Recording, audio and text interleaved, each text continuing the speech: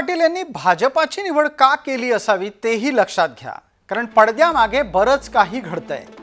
वसंतदादा शेतकरी सहकारी बँक सध्या अवसायनात निघालेली आहे।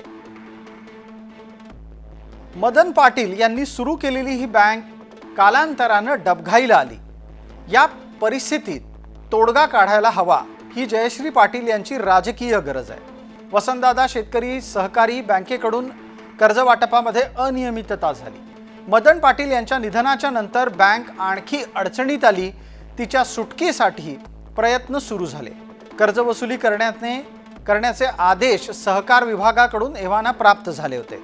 सहकार विभागाचे आदेश निघाल्यानंतर जयश्री पाटील यांनी अजित पवारांशी संपर्क सुद्धा साधला, मात्र अजित पवारांना भेटूनही प्रश्न सुटलेला नाही असं त्यांना लक्षात आलं।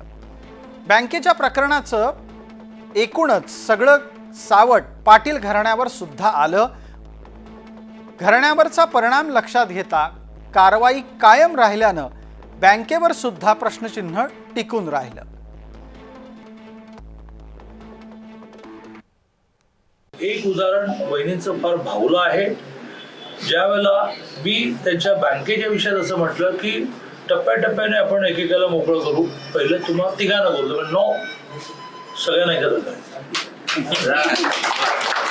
अदरवाईज आज दुपारी तिन्ही जण त्या आणि त्यांच्या दोन्ही मुली या बँकेच्या प्रमाण मुक्त होती। अजूनही त्याने हो म्हणावं, दुपारी मी सगळं करून जातो, पण त्या म्हणाल्या की नाही, जे करायचं ते सगळ्यांचं करायचं।